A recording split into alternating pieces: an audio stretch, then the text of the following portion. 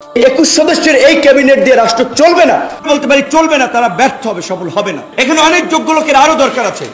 পরপর 2 টার্মের বেশি কেউ প্রধানমন্ত্রীর দায়িত্ব পালন না করা, আন্তর্জাতিক আদালতে এবং বিদেশের জেলেই শেখ হাসিনাকে সারা জীবন হয়তোবা কাটাতে হবে, তার কোনো বিকল্প আমি দেখছি না। কারণ গণহত্যা হয়তোবা তাদের যে আইসিসির ফ্রেমওয়ার্কে না পড়তে পারে, কিন্তু ক্রাইমস এগেইনস্ট হিউম্যানিটির যা যা উপকরণ আছে সেটা অলরেডি প্রমাণিত, উনি নিজে বলেছেন। আসসালামু আলাইকুম দর্শক, বাংলাদেশের বর্তমান পরিস্থিতি নিয়ে আজকে আমি আপনাদের এমন কিছু তথ্য শেয়ার করব যা জানলে আপনারা অবাক হয়ে যাবেন। তো শুনুন দর্শক, আমরা কথা না বাড়িয়ে পর্যায়ক্রমে সেই ভিডিওগুলো দেখে আসি।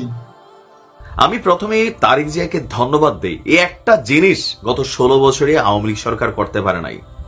তারেক জিয়া দীর্ঘদিন যাবৎ ক্ষমতা থেকে বাহিরে থাকার কারণে পাবলিকের পালস, সোশ্যাল মিডিয়া প্ল্যাটফর্ম সকল কিছুকে অ্যানালাইসিস করে তিনি আজকে যে সিদ্ধান্ত দিয়েছেন, এমন সিদ্ধান্ত যদি বলবৎ থাকে, বিশ্বাস করেন বাংলাদেশের রাজনীতির চেহারা বদলে যাবে। আর আমাদের রাজনৈতিক দলগুলোর যে কম্পিটিশন, সেটা এরকম ভালো ভালোবার মাধ্যমে আসতে হবে। বাংলাদেশের ইতিহাসে আমি জানি না এর আগে এত সহজে এই ধরনের অ্যাকশন নিয়েছে কিনা। গত 5 বছর আমি অসংখ্যবার বলেছি যে এই সিস্টেমটা যখন চালু হবে, তখন দলের ভিতরে থাকা রাজনৈতিক দুর্বৃত্তরা 5% কর্মী থাকে। এখন যে বাংলাদেশে, সারা বাংলাদেশে বিএনপির যে লুটপাটের দৃশ্য দেখছেন, এগুলোতে কারা জড়িত? এগুলোতে তারাই জড়িত যারা আসলে এরা কোনো দল করে না। যখন যেই দল ক্ষমতার টাচে থাকে সেই দলের সাথে এরা মিশা এলাকার CNG stand, bus stand, local দোকান থেকে চাঁদাবাজি, তারপর হচ্ছে বাজারের যে ইজারা তুলে সেইখানে চাঁদাবাজি, তারপর হচ্ছে ধরেন রাস্তাঘাটে ঠেকবাজি, তারপর ক্ষমতাকে কেন্দ্র করে এর পক্ষে হেরে দৌড়ানো, এর পক্ষে এরে দৌড়ানো। কারণ এদের কোনো কাজ নাই। ক্ষমতায় যারা নেতাদের এরকম মানে কি বলে, লাঠিয়াল বাহিনী তৈরি দরকার হয়, আর এরাই সেই কাজটা করে। তবে তারেক জিয়া আজকে যে সিদ্ধান্ত নিয়েছেন, আশা করি এই সিদ্ধান্তগুলো আরো দ্রুত কার্যকর হলে এই জায়গাতে বিএনপির যে ইমেজটা নষ্ট হয়েছে গত 5 তারিখের পর থেকে, সেটা পুনরুদ্ধার হবে। নতুন মেসেজ, যারা কথায় কথা অতিরিক্ত বিএনপি সাজেন এই মুহূর্তে। গেল 2-3 দিন আগে আপনার ময়মনসিংহের ভালুকায় ব্যবসার সুষ্ঠু পরিবেশ তৈরিতে বাধা সৃষ্টি করায় দল থেকে বহিষ্কার করা হয়েছিল ফখরুদ্দিন আহমেদ বাচ্চু সহ 15-20 জনের একটা গ্যাংকে। আর এই গ্যাংয়ের বিরুদ্ধে আমরা এতদিন দেখছি সারা বাংলাদেশে কি হয়, বহিষ্কার করে। But this is the first time BNP এমন সিদ্ধান্ত নিয়েছে। মানে গতকালকে রাতে বিএনপির নাম ব্যবহার করে বিভিন্ন প্রতিষ্ঠানে অলরেডি অনৈতিক সুবিধা আদায়ের অভিযোগে ভারপ্রাপ্ত চেয়ারম্যান তারেক রহমানের নির্দেশে বিএনপির পক্ষ থেকে ভালুকা থানায় লিখিত এজাহার দায়ের করা হয়েছে। রাত 10:30টায় বিএনপির পক্ষে দলের যুগ্ম মহাসচিব সৈয়দ এমরান সালেহ প্রিন্স ভালুকা থানায় এই মামলাটি দায়ের করেছেন। ময়মনসিংহ দক্ষিণ জেলার যুগ্ম আহ্বায়ক এবং ভালুকা উপজেলার বিএনপির আহ্বায়ক সহ দলের প্রাথমিক সদস্য সহ দলের সকল পদ থেকে গত রবিবার বাচ্চুকে বহিষ্কার করা হয়েছে। এখন এই ব্যক্তির সমস্যাটা কি ছিল, আপনার বাংলাদেশের একটা শীর্ষস্থানীয় ব্যবসায়িক গ্রুপের কাছে সে চিঠি পাঠাইছিল এই কয়েকদিনের মধ্যে। এই নেতা, বিএনপির নেতা, চিঠি পাঠায় কি বলছে যে আগামীতে এই এলাকায় যত কাজ হবে সেটা তার ভালুকা যে তার একটা নিজস্ব কোম্পানি আছে সেটা দিয়ে হবে। এর বাহিরে অন্য কোনো জায়গায় এখানে প্রতিষ্ঠান বা ব্যবসা ওই কোম্পানিগুলা করতে পারবে না। এমনকি বিএনপির কাছে ভালো সাজার জন্য বিএনপির ত্রাণ তহবিলে 10 লক্ষ টাকাও দিছিল বাচ্চু। বাচ্চুদের নামের সাথে মিল আছে। তবে বিএনপি এই প্রথম, বললাম না, খুব ভালো ভালো কাজ করতেছে, অ্যাপ্রিসিয়েট করা উচিত। ওই 10 লাখ টাকা আবার ত্রাণ তহবিল থেকে তারটা তাকে ফেরত দেওয়া হয়েছে। এখানে ফোকাসেবল কোনটা বুঝছেন? এই যে বাংলাদেশে একটা রাজনৈতিক ট্রেন্ড ছিল এতদিন যাবত, কোনটা, যে আমরা ইদানিও দেখছি এটা ছিল বিএনপির মধ্যে, বাট আজকে শুরু হয়ে গেছে অন্য খেলাটা। এই খেলাটা বলবৎ থাকা জরুরি নেতাকর্মীদেরকে কন্ট্রোলে রাখার জন্য। যে কোনো ঘটনা যখন ঘটে তখন করে কি, সাময়িক বহিষ্কার করে। এটা কেন? হয়তো সোশ্যাল মিডিয়াতে ইস্যুটা ভাইরাল হয়ে গেছে, এলাকার মধ্যে এই মানুষটা নিয়ে সমালোচনা। এটা আবার আমাদের সরকারি চাকরির মধ্যে আছে, যখন ওর ভাইরাল ইস্যু হয় তাকে ওএসডি করা হয়। But this is not the solution. Solution কোনটা? এটা কখনো সমাধান না। সমাধান হচ্ছে পার্মানেন্টলি বহিষ্কার করতে হবে। পাশাপাশি সংশ্লিষ্ট ডিপার্টমেন্ট অথবা সংশ্লিষ্ট রাজনৈতিক দলগুলো তারা নিজের একটা মামলা ঠুকা দিবে। দেন এই ব্যক্তির পক্ষে আদালতে উকিল পাওয়া যাবে না, এই ব্যক্তির পক্ষে থানা পুলিশ কোন ধরনের প্রভাব বিস্তার করার সুযোগ দিবে না মামলাটা যখন দল করছে। নয়তো হয় কি, স্থানীয় থানার একজন লোকাল ওসি বা একজন এসআই যিনি মামলাটা তদন্ত কর্মকর্তা থাকেন প্রভাবিত হন। কারণ কি, যে অপরাধ যখন করছে ঘটনাটার সমস্যা কিন্তু এলাকার তো বড় নেতার লোক অথবা নিজেই নেতা, তখন হয় কি যে মামলার ইনভেস্টিগেশন রিপোর্টের মাধ্যমে আদালত থেকে কদিন পরে বের হয়ে আসে। আর এই চিত্রটাই গত 53 বছর যাবত আমরা দেখতে দেখতে মানুষের মধ্যে রাজনৈতিক দলগুলোর নেতাদেরকে নিয়ে বা এই কর্মীদেরকে নিয়ে একটা নেগেটিভিটি কাজ করে গেছে। আর আজকে বিএনপি যখন এই সিদ্ধান্তটা নিয়েছে, বিশেষ করে আমি এতটা খুশি হয়েছি, কারণ দল আওয়ামী লীগ ক্ষমতায় থাকুক, বিএনপি থাকুক, জামাত থাকুক, ডাজেন্ট ফ্যাক্ট, মানুষের নিরাপত্তা থাকতে হবে। এই চাঁদাবাজি লুটপাট বন্ধ করতে হবে। রাজনীতির পয়সা কামানোর যে সিস্টেম তৈরি করা হয়েছে, বিএনপিও আর আগে দুর্নীতি কম করে নাই, বাট এই দুর্নীতি কইরা বাংলাদেশ থেকে আউট হইয়া তারেক রহমান যে শিক্ষাটা নিছে, ইটস টাইম টু অ্যাপ্লাই। যা তিনি অর্জন করছেন 16 বছর, মার খাইছেন, রিমান্ডে গেছেন, দেশ ছাড়ছেন, এমনকি দূর থেকে বাংলাদেশকে দেখছেন। দেখার পরে তিনি বুঝতে পারছেন what is the pulse of public, জনগণ কি চায় সেটা তিনি এখন বুঝতে পারছেন। আর এই জন্যই সম্ভবত তিনি এই নির্দেশনাটা দিয়েছেন।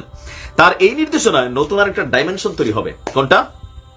জামাত এবং বিএনপির রাজনীতিতে গেল কয়েকদিন যাবত যে বাতাসটা, এদিকে জামাত কিন্তু এরকম মোটামুটি হালাই ফেলছিল, এখন সেই বাতাসটা আস্তে আস্তে আস্তে আস্তে কিছুটা সোজা হওয়ার সুযোগ আছে। কেননা গত 5 তারিখের পরে আপনি যদি দেখেন জামাতের যে অ্যাক্টিভিটিস গুলা, বিএনপির অ্যাক্টিভিটিস গুলা, হাই কমান্ডরা ঠিক থাকলো, বাট গ্রাস লেভেলে, রুট লেভেলে, আপনার এলাকায়, আমার এলাকায়, আমি নিজের এলাকার কথা বলি, 2-4টা চোর বদমাইশ এরা পটপট পটপট শুরু করছে।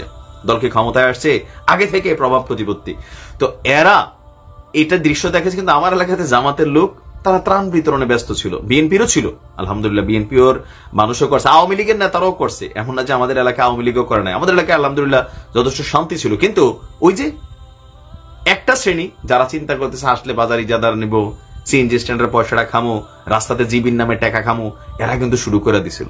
বিপরীতে জামাতের কোন রকম বদনাম কোন গণমাধ্যমে, সোশ্যাল মিডিয়া প্ল্যাটফর্মে আপনি কিন্তু পান নাই। তো সেখানে বিএনপির একটা ইমেজ সংকট হয়েছিল। দেন ইটস টাইম টু কি বলা হয়েছে, রিফর্ম।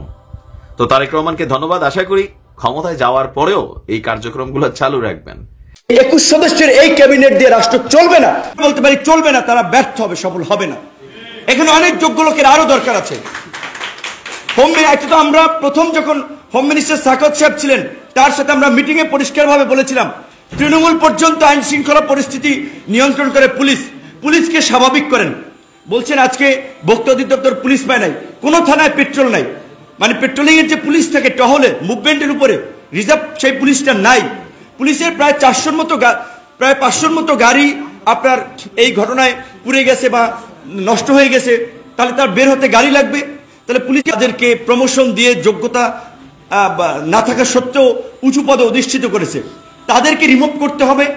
সেইটা এখন পর্যন্ত সব জায়গায় করা হয় নাই, হ্যাঁ সময় লাগবে, কিন্তু ফাংশনটা তো করাতে হবে পুলিশকে। এখন পর্যন্ত পুলিশি ব্যবস্থা ফাংশন করছে না, এটা খুবই অশনি সংকেত, খুবই অশনি সংকেত। এখন আবার ধরেন আমাদের এই বিপ্লব, কেউ বলছেন বিপ্লব, কেউ বলছেন গণ অভ্যুত্থান, কেউ বলছেন ছাত্র জনতা নাগরিকদের অভ্যুত্থান। তো এখন সেটা নিয়ে আবার যারা একটু বুদ্ধিভিত্তিক লাইনে আছেন, নানান ধরনের ডিবেট আছে, বিতর্ক আছে, কেউ বলছে সংবিধান ফেলে দাও, প্রেসিডেন্টকে সরিয়ে দাও, নানান ধরনের একটা কথাবার্তা বলছেন। রাষ্ট্র চালাতে হলে ধীরে স্থির বুদ্ধিতে চলতে হবে, এখানে আবেগের জায়গা নেই, বাস্তবতার নিরিখে চিন্তা করতে হবে যে আপনার এই গভর্নমেন্টকে ইন্টারন্যাশনাল কমিউনিটি কিভাবে নিচ্ছে। দেশের এটা যদি বিপ্লবী সরকার দাবি করেন যে তাহলে তাদের আপনার বাহিনী তারা মাঠে থাকবে, বিকজ আইন শৃঙ্খলা বাহিনী তো অকার্যকর অনেক জায়গায় হয়ে যাচ্ছে, তারা আপনাকে প্রোটেক্ট করবে। 75-এর পরে যে পাল্টা বিপ্লব প্রতি বিপ্লব হয়েছে সেগুলো আবার হবে না, সেটার জন্য আপনার প্রস্তুতি কি?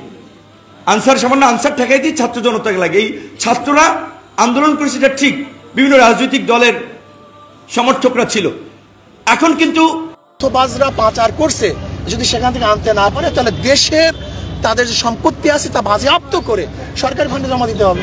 নির্বাচন কমিশন সংস্কার দুইটা বিষয়, একটা বিষয় হচ্ছে নির্বাচন কমিশনের বর্তমান হাবু আউয়ালকে অবশ্যই পদত্যাগ করতে হবে, এবং যারা 14, 18 এবং 24-এর নির্বাচন উপহার দিয়েছে, রাত্রের ভোট দিয়েছে, এবং যারা প্রশাসনের নির্বাচন উপহার দিয়েছে তাদেরকে অবশ্যই বিচারের আওতায় আনতে হবে। দুটো বিষয়, একটা হচ্ছে নির্বাচন নিয়ে কি আলোচনা হয়েছে, আর দ্বিতীয় বিষয় গতকালকে আপনাদের যে সম্মেলন হয়েছে সেখানে আপনারা জামাত ঐক্যের আহ্বান, এই বিষয়টা কি জামাতকে আসলে কোনো সাড়া দিয়েছে কিনা? না, আমরা বলেছি জামাতের সাথে হক্কানি উলামায়ে কেরামের সামনে যে বিরোধ আছে, যে ইখতিলাফ আছে, মতানৈক্য আছে, জামাতের এখন সুবর্ণ সুযোগ, যদি সেই মতানৈক্যগুলি মিটিয়ে দেয় তাহলে জামাতের সাথে ঐক্য হওয়াটা খুব সহজ হয়ে যায়।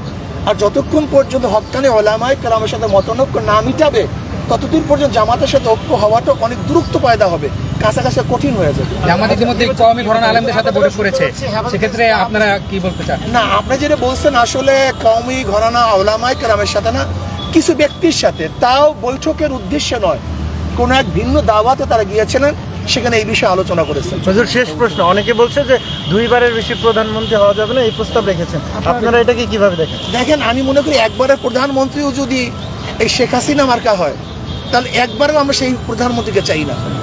আর যদি আদেল, ইনসাফগার, ন্যায়পরায়ণ, মানুষের সেবক, মানুষের উন্নয়ন করতে পারে, দেশের উন্নয়ন করতে পারে, এরকম প্রধানমন্ত্রী বারবারও হয়, তো সমস্যা কি? কিন্তু আমাদের সমস্যা হলো দুর্নীতি। আমরা যেই একটা আমাদের যে দর্শন লালন করতেছি, দর্শনের মধ্যে ভুল। আমি দর্শনটা দেবো নাকি 1 মিনিটে? এক ব্যক্তির নাম এ, এক ব্যক্তির নাম বি, এক ব্যক্তির নাম সি, 3 জনের চোখ, ক্ষমতা এ, সে কি করবে? চুরি করবে। হটাও এ, বসালাম বি, সে কি করবে? চুরি করবে। হটাও বি, বসালাম সি, সে কি করবে? চুরি করবে। কারণ হলো ব্যক্তির পরিবর্তন হয়েছে, দলের পরিবর্তন হয়েছে, নীতি আদর্শ পরিবর্তন হয় নাই। ওসি পরিবর্তন হয়, ঘুষের পরিবর্তন হয়েছে। আপনার এসপি পরিবর্তন হয়, ঘুষের কি পরিবর্তন হয়েছে? কারণটা কি? চেয়ারের পরিবর্তন হয়, লেকিন আদর্শ পরিবর্তন হয় না। দর্শক, আশা করি সম্পূর্ণ ভিডিওটি দেখেছেন। দর্শক, এই ভিডিও সম্বন্ধে যদি আপনার কোনো মতামত থাকে তাহলে অবশ্যই কমেন্ট করে জানাবেন। ভিডিওটি ভালো লাগলে একটি লাইক করবেন। দেখা হচ্ছে পরবর্তী কোনো ভিডিওতে। সেই পর্যন্ত সবাই ভালো থাকবেন, সুস্থ থাকবেন। আল্লাহ হাফেজ।